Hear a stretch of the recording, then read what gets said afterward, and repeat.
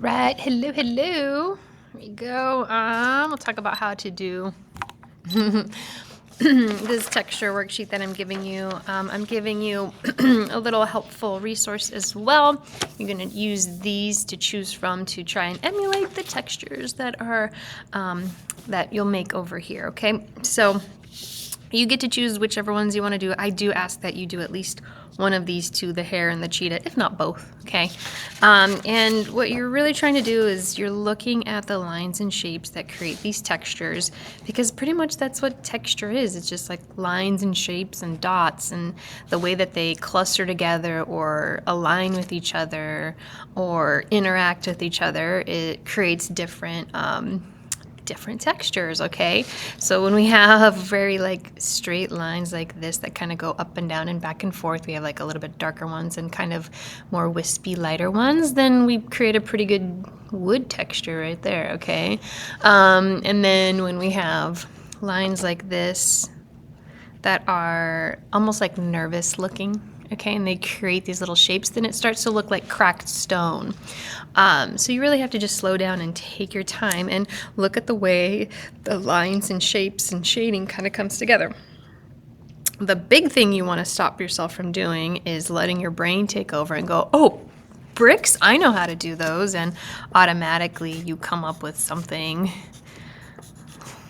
like that, okay, and I get it, but they're a little more complicated, a little more beautiful. So really take your time and see how there's shading going on. They've created like little cracks in the bricks. Paying attention to these kinds of details will help you make something look more realistic and make yourself better at texture.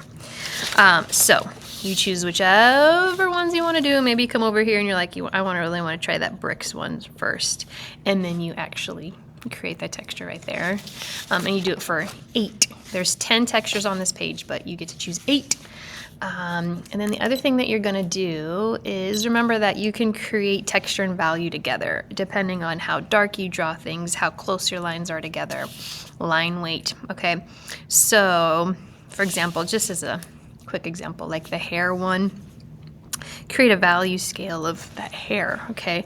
And in the beginning of a value scale, it's always white, so I don't have to touch that part right there, okay? And then probably gonna have like very light, because we're still in the highlight area. And then when we get to the mid-tone, lines will be kind of closer together, probably a little darker. I'll do like little wisps and tufts and locks of hair. Okay, and then over here by the shadow, it's gonna be. And I'm doing this quickly so I don't bore you. All you people out there in the universe watching my videos. Okay. Do another like little lock of hair over here. Okay, so hopefully you get the idea. Good luck with this assignment.